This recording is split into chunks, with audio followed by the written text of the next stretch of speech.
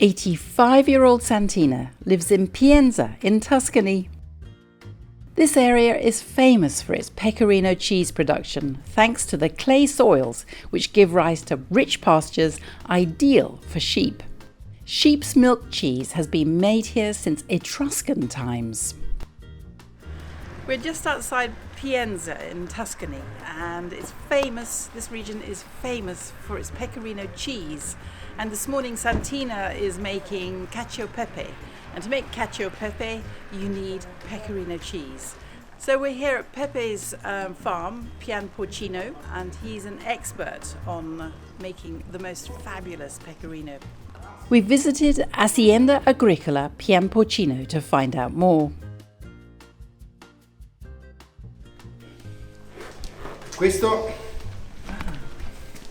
Questo è il pecorino di Pienza, perché è il latte crudo, non è pastorizzato. Quindi dentro ha i suoi fermenti, i suoi microbi, non quelli che rimettiamo, buoni buonissimi, però il vero pecorino di Pienza, eccolo, il latte crudo, stagionato un altro. E questo ha più corpo, questo se vuoi fare la cacio e pepe viene presente, importante, no sufficiente. Se volete fare un top di gamma, eccolo, lui è l'ingrediente segreto per il massimo della cacio e pepe.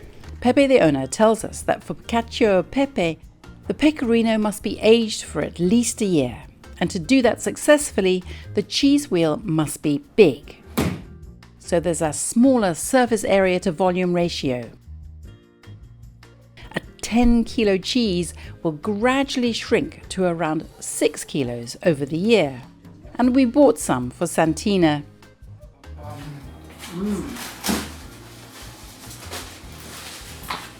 I have to take a moment to savor it.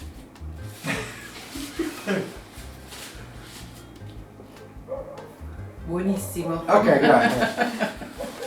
Okay, that's really good. Still got moisture in the paste. It's spicy without being too sharp. Got lots of umami.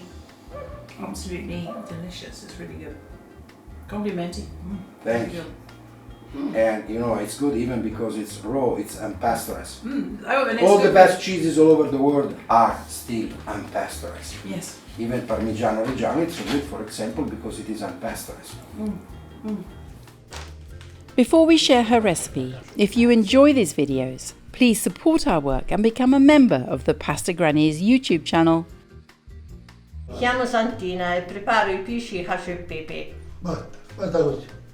Bravissima! Signora Santina, questo è un pezzo di pecorino crudo stagionato un anno. Spero tutto bene. Tutto bene, sì. Okay. Grazie. Santina is making pici, long spaghetti-like strings of pasta. Mettiamo un uovo. To make her dough, she's using around 400 grams of zero soft wheat flour, 1 egg, a pinch of salt and about 2 tablespoons of olive oil. E si inizia a lavorare. E poi si aggiunge l'acqua. She scrambles the egg and oil together before pouring in around 100 ml of cold water. Quello si può togliere di mezzo. Così. She's watched by her husband, 94-year-old Leonardo. Com'è? Santina è una buona cuoca? Insomma. Io ci avevo detto perché se no è piano, capito? Se dici che è brava, dopo che ci campa. She forms the dough and kneads it. Santina was taught by her mother to make pasta, but it was her mother-in-law who taught her to make pici. Quando è la prima volta che hai fatto I pici? Ti ricordi? Quanti anni avevi? No, ne avrò avuti meno di 20. Ma io l'avrò fatti anche sì da 15-16 anni, senz'altro. Ora io non lo ricordo. Però dopo che mi sono sposata c'era la sua mamma, cioè lui quando è nato Alessandro io avevo avevo 22 anni e allora l'asilo come c'è ora non c'era e si portavano al giardino. La sua mamma mi preparava l'impasto, poi portava lui al giardino e io facevo pici. Parecchio l'ho imparati in casa sua. Eventually, Santina's dough is smooth and firm. Allora, la pasta è pronta, la mettiamo a riposare un po' con la carta trasparente. It has to rest for a minimum of 30 minutes, so she has already made some. Questa è fatta di stamattina, è già lievitata, che è bellina morbida, e questa è fatta di ora, è più dura. This allows the gluten in the dough to relax. The floured kitchen towel ensures the dough doesn't stick.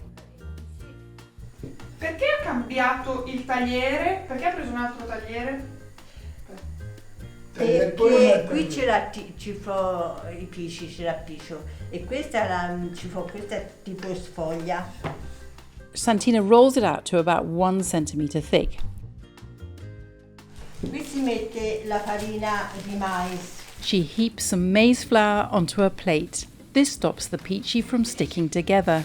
Questa si copre un po' perché se no fa la pellicina, o si unta con l'olio, allora si può lasciare così libera. Santina covers the dough with baking paper to stop it from hardening. She cuts a strip of dough. Holding one end lightly, she rolls the dough with the flat palm of her other hand. This continuous action stretches the dough into a long, thin strand, which she coils into the maize flour. What makes Santina a master of this technique is that the pici is the same thickness and doesn't break. Each strip of dough is turned into one long pici, and she joins one to another by pinching the ends together. There is even a verb in Italian to describe the action of making pici. The key to long, slim pici is the dough, Santina says. Qual è secondo te il segreto per fare i pici facilmente benissimo? Il segreto è quello di lavorare bene l'impasto, parecchio bene.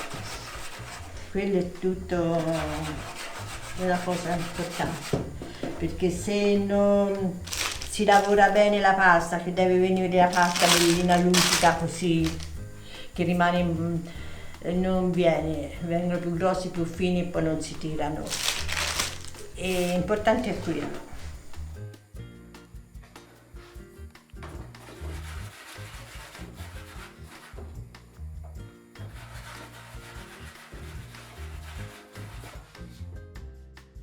Eventually, when she has a bowl full of pici, she loops and stretches it a little more.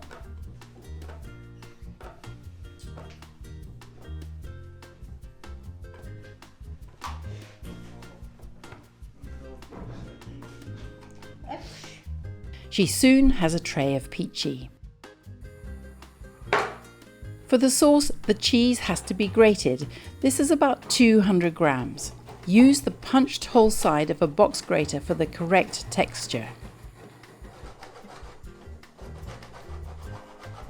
Son Alessandro can't resist joining in. There should be enough black pepper to turn the cheese grey. So of course, how much is up to you and the preferences of the cook. Santina places her pici in simmering salted water. She gives them a stir to stop them from sticking. To make the cacio e pepe dressing, Santina ladles some pasta cooking water into a frying pan. She heaps her pici into the pan and ladles a little more water, followed by some cheese. And this pan has to be off the heat at this stage. The mixture should be warm but not too hot, otherwise the cheese will not emulsify. She repeats the water and cheese to make a creamy sauce, which clings to the pici.